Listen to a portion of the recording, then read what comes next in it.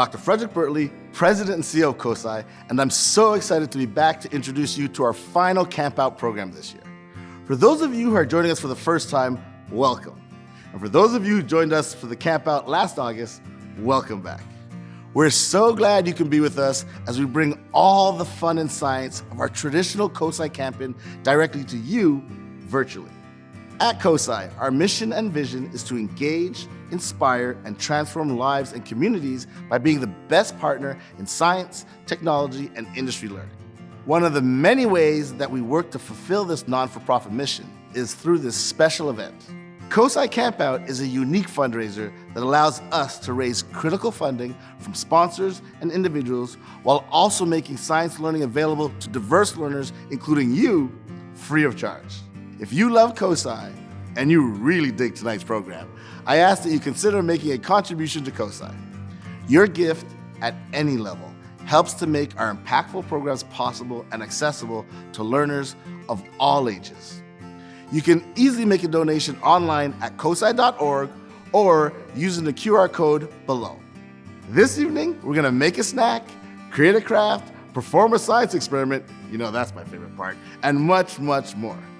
Because science is all around us, tonight we will explore science through the different superpowers of nature. I can't wait to see what our COSI Camp counselors have in store for us. Up first, let's head over to the mess hall with Marley to home make some delicious granola bars. I have a feeling we'll all be super energized after trying these. Thanks so much, Frederick. Hi, I'm Marley, and today we're going to be creating a snack together. Even superheroes need to have a snack from time to time. Food is important because it gives us fuel for our body. When we eat food, our digestive system breaks the food up into its basic building blocks, like sugars, fats, and proteins. Our cells use these building blocks to generate energy and repair themselves. Food from the basic food groups provide the nutrients essential for life and growth. Generally, there are about 5 different food groups: fruits, vegetables, grains, protein, and dairy. It's important to eat a wide range of nutritious foods for a balanced diet because each type of food has different properties and nutrients that help our body grow. Foods that are high in fat, sugar, and salt are often highly processed and packaged and typically have very little nutritional value. You can check this out by looking at food labels and choosing foods that are lower in fat, sugar, and salt, or choosing to make those a special once-in-a-while treat instead of an everyday snack. Today, we're going to be making healthy granola bars. The oatmeal in this bar is broken down by our body slowly, giving us energy for a long time instead of just in one big burst. For this recipe, I wanted to make sure I avoided using too much sugar, so I used honey instead. Honey is sweeter than regular sugar, so you can use less of it and still get that delicious flavor. We'll use 1 cup of smooth, natural peanut butter or another nut butter, 2/3 of a cup of honey, a teaspoon of vanilla extract, a little bit of salt, 2.5 cups of whole rolled oats, 1/3 of a cup of mini chocolate chips, and 3 tablespoons of crushed nuts or sunflower seeds. So to start, we will line an 8x8 baking pan like this one with some parchment paper or wax paper. That'll help us pull out the bars when they're all done. So we'll press that in there. And then we will start measuring out our ingredients. So we'll start with our peanut butter. And I'm gonna use a big spoon to scoop out this peanut butter. So we'll use about a cup of this peanut butter. Ooh, and it's so sticky and delicious.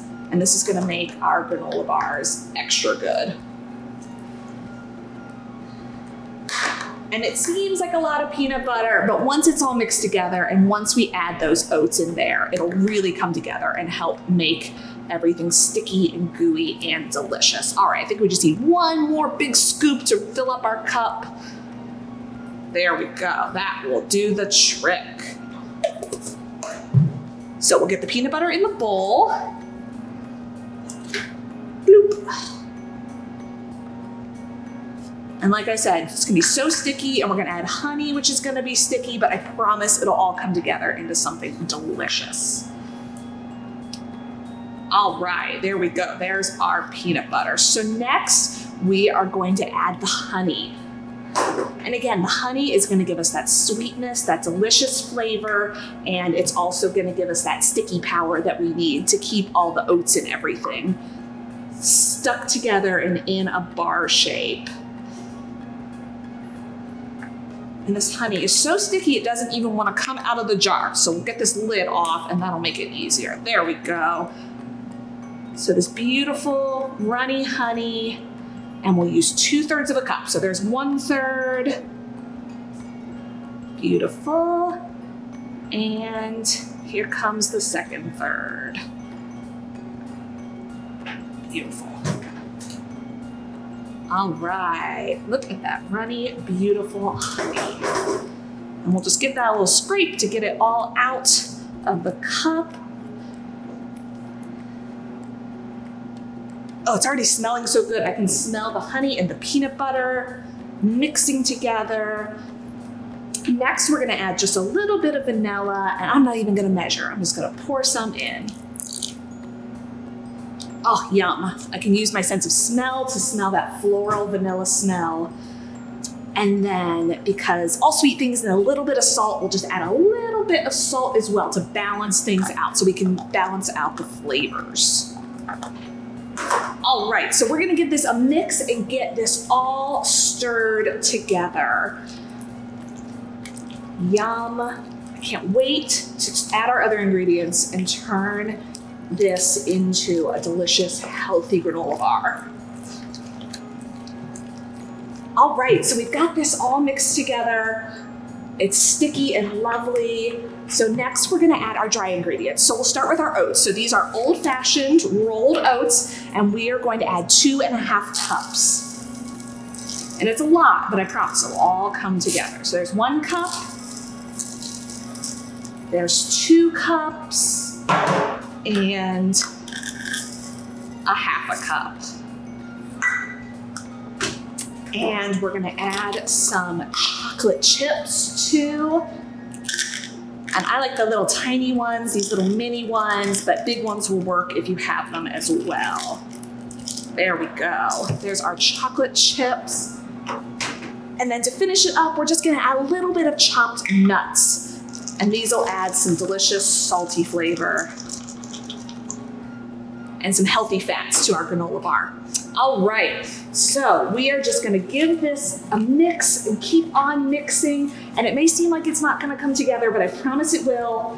There's just a lot of ingredients that all have to get coated in that sticky honey and peanut butter mixture.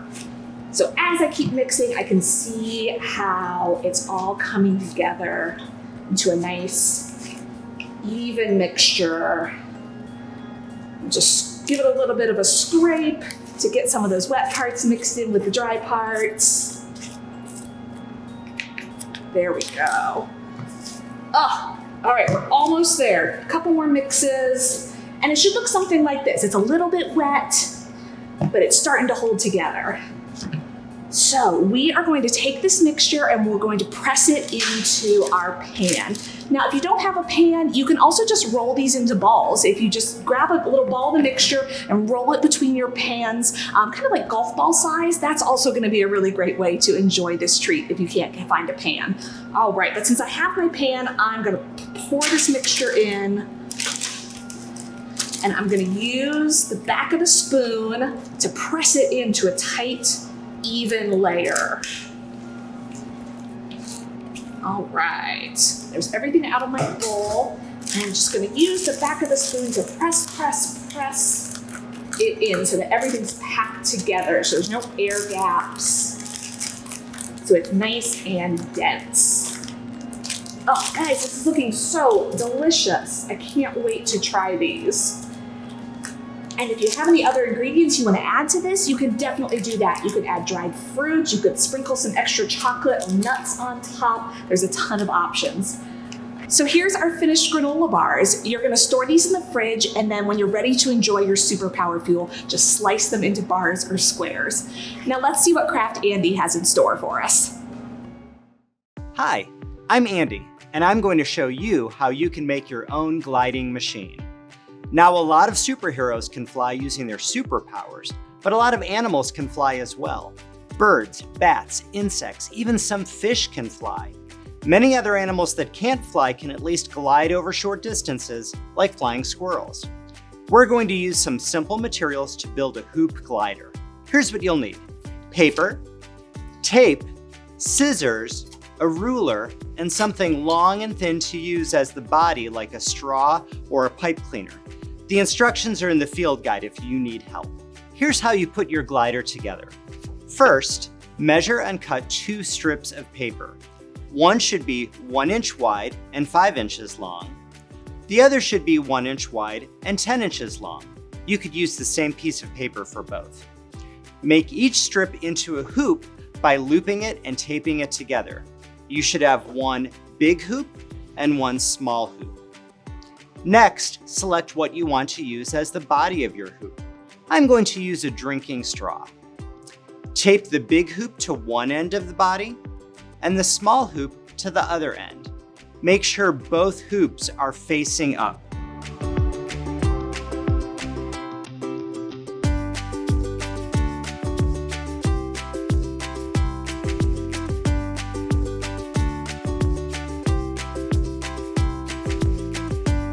Okay, now it's your turn.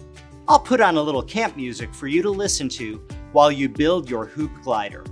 I'll see you in a few minutes, but remember, you can pause the program at any time.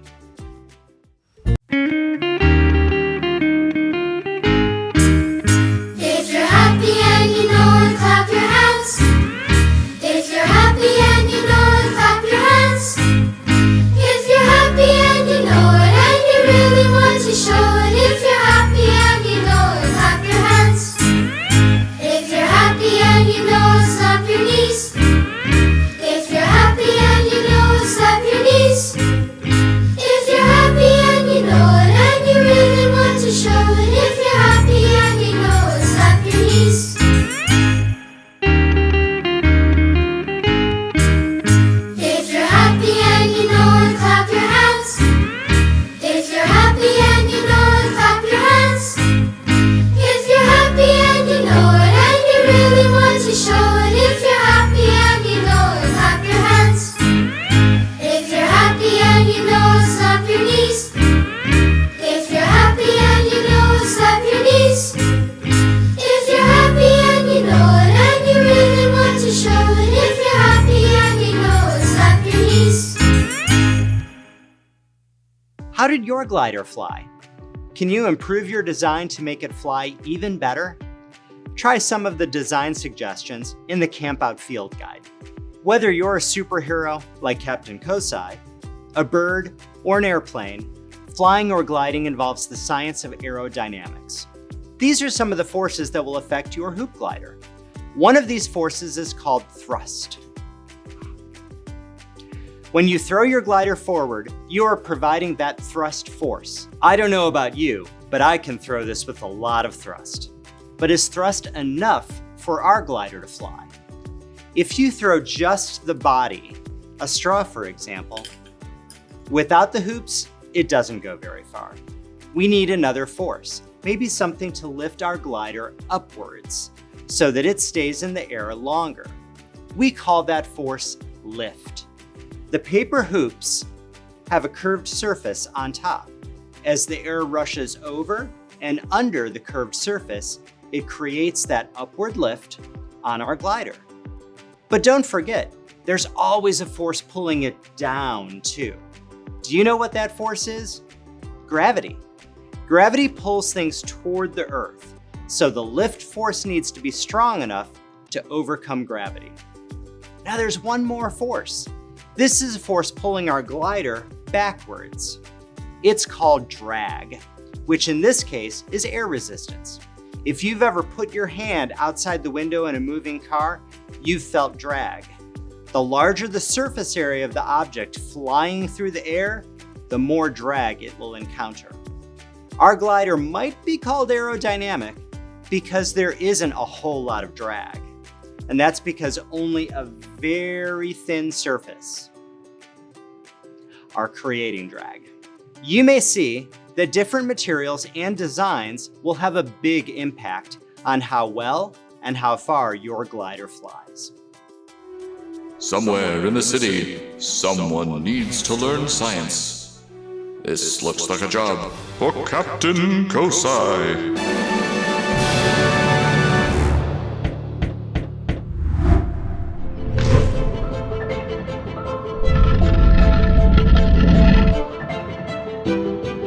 Greetings, citizens! It is I, Captain COSI, here to show you how even simple everyday objects can be super strong, thanks to the power of friction. Now, they aren't as strong as me, of course, but you will be amazed how strong this stack of paper can be. Observe! For this superhero training, you'll need a package of sticky notes, 2 small notepads, or if you happen to have some phone books in your house, you can use those. All right, now I want you to open up each sticky note up to the back page. Now, place one right next to the other page. I want you to take a page from one of the sticky notes and fold it over. Then take a page from the other sticky note and do the same. I want you to go back and forth, page after page, lacing or overlapping the pages of the 2 packs together. Kind of like shuffling a deck of cards, but much slower.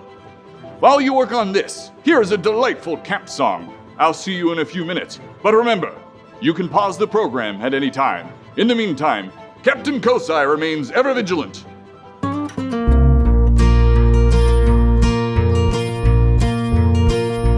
Oh, where have you been, Billy boy, Billy boy? Where have you been, charming Billy? I have been to seek a wife, she's the joy of my life. She's a young thing and cannot leave her mother. Did she ask you to come in, Billy boy, Billy boy? Did she ask you to come in, charming Billy? Yes, she asked me to come in. There's a dimple on her chin. She's a young thing and cannot leave her mother. Can she make a cherry pie, Billy boy, Billy boy?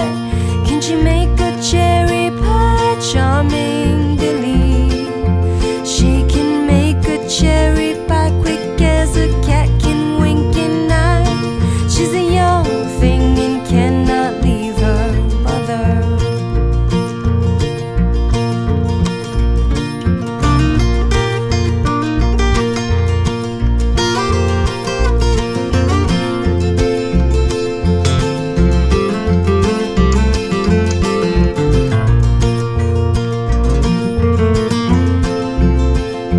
Can she make a feather bed, Billy boy, Billy boy? Can she make a feather bed, charming Billy? She can make a feather bed while it's standing on her head. She's a young thing and cannot leave her mother. How tall is she, Billy boy, Billy boy? How tall is she, charming Billy? She is as tall as any pine and as straight as a pumpkin vine. She's a young thing and cannot leave her mother. How old is she, Billy boy, Billy boy? How old is she, charming Billy? She is 60 times 11, 28 and 47. She's a young thing and cannot leave her mother.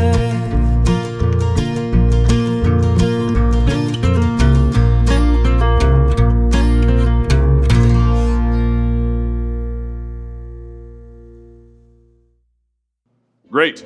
Now grab the edges of the sticky notes and try to lightly tug them apart. Do they feel like they're sticking together? Yes! But the notebooks aren't glued together. So how does it feel like they're clinging onto each other? What's happening here is that the pages we interlaced back and forth are creating friction. Has anyone heard of friction before? Excellent. Friction is the force at work whenever 2 surfaces are moving or trying to move against each other. Friction opposes or acts in the opposite direction of that motion. That's why our notebooks feel like they're sticking together. Friction creates resistance. It pushes back against movement. And there is friction between every single one of these pages. So the more pages you interlace, the more frictional force that will oppose that motion. Did you know that friction is all around you? Without friction between your feet and the floor, you wouldn't be able to walk. Without friction between the tires of a car and the road, a car wouldn't be able to drive.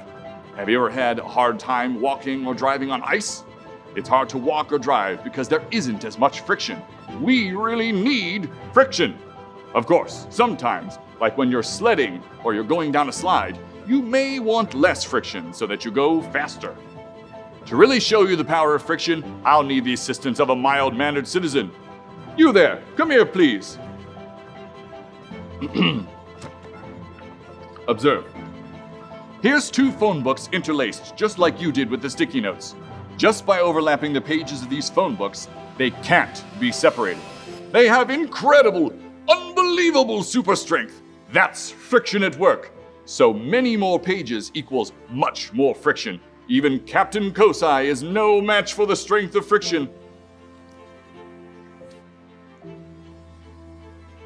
Hello again. I hope you're having as much fun as I am. I can't wait to try my granola bars. I wanted to take a moment to sincerely thank our generous sponsors and donors who have allowed us to create 2 engaging, fun campouts. In particular, I would like to recognize Battelle, our trailblazing sponsor. We cannot express how grateful we are for this support. And if you're enjoying tonight's program, I ask that you consider making a gift of any size to COSI. Your donation will help ensure that we can continue to provide engaging science education and literacy for all. After all, science shapes our lives every single day. It's so important that people of all ages understand and appreciate how the world works through the lens of science. COSI helps make that happen. So please consider a gift today. Thank you. Okay, let's jump back into the program and hear the story Rebecca has in store for us. Hi everyone, my name is Rebecca, and today we are going to be reading a tall tale that we think is based on the true story of a man who actually existed in the past.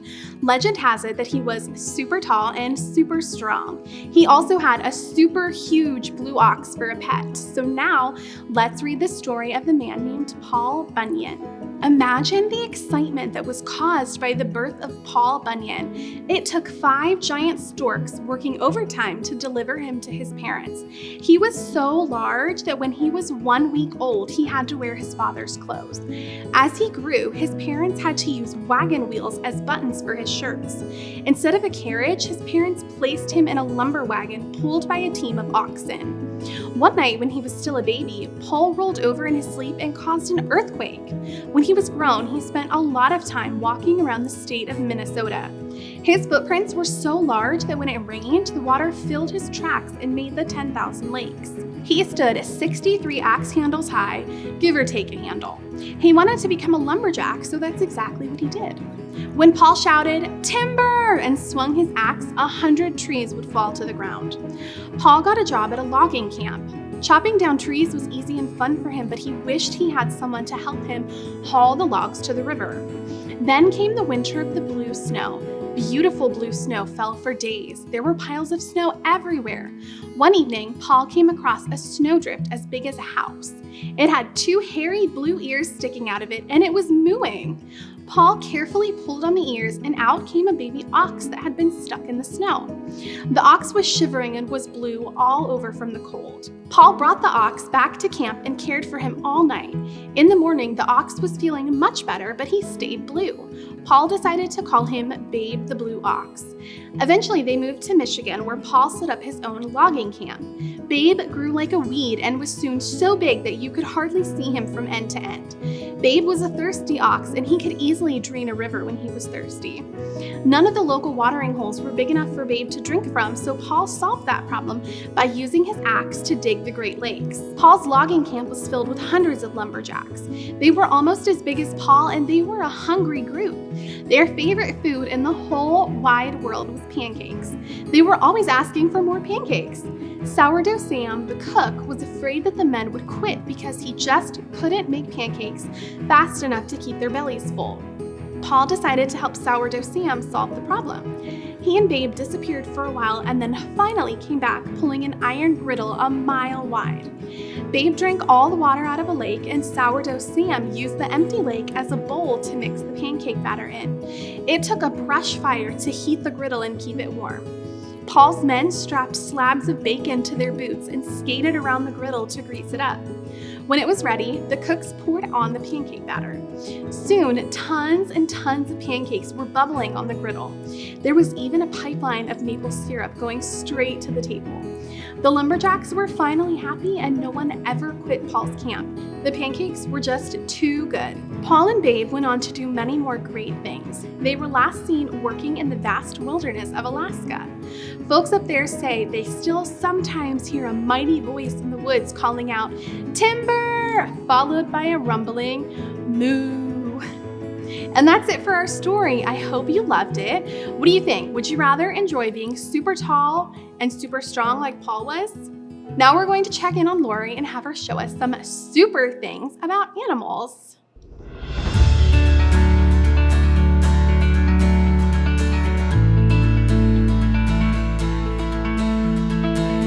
Hello everyone, my name is Lori and we're going to talk about some super wild science. I'm here with you to talk about the amazing superpowers of animals found in the animal kingdom. Some of the animals we share our world with are truly amazing, and we're trying to figure out how they're able to accomplish some pretty incredible feats. I would like to introduce you to a couple of them now. This is a Madagascar hissing cockroach, and they've been around for 400 million years. That predates T-Rex by a lot. This means that they have been very successful at survival. Have you ever heard that they can survive anything, including a nuclear blast? It's true! Mythbusters actually tested this theory on German cockroaches, the ones that you find right here in central Ohio. Humans can survive a radiation dose of up to 1,000 rads under 10 minutes. These German cockroaches were found to survive a radiation dose of 10,000 rads, which is the same amount of rads that are emitted from an atomic bomb. I mean, seriously. They can live for up to a week without their heads. How are they able to do this? Scientists are asking that very same question, and we're learning some amazing things by studying them. In fact, cockroach brains may be a source of new antibiotics capable of killing drug-resistant bacteria such as MRSA and E. coli, which they have developed as a result of living in unhygienic conditions. 9 different molecules in their brain tissue killed more than 90% of the tested bacteria without damaging human cells. Now that's using your head to help save human lives. Literally.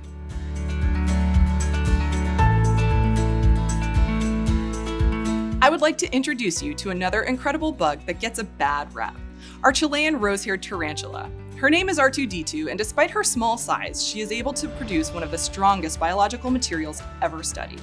Spider silk is stronger than Kevlar, which is the material used in bulletproof vests. The strength we're referring to is a tensile strength.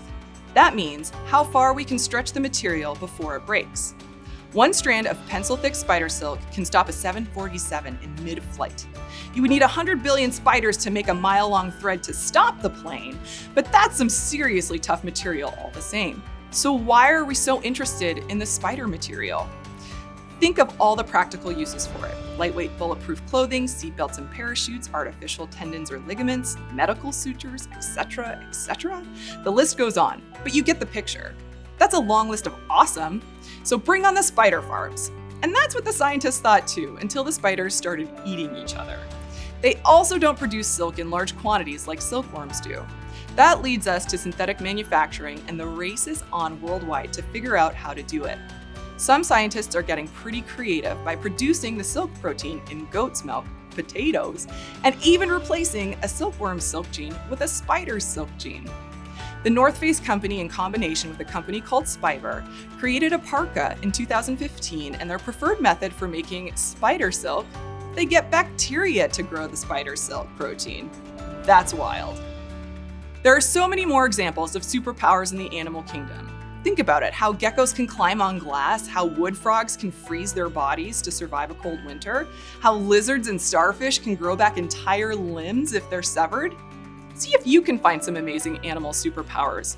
You may be the next one to discover an adaptation that could turn us into superheroes. Back to you, Dr. B. What a fun program. Thank you so much for taking the time to join us for Camp-Out this year. I hope to see you soon at COSI. Have a wonderful evening.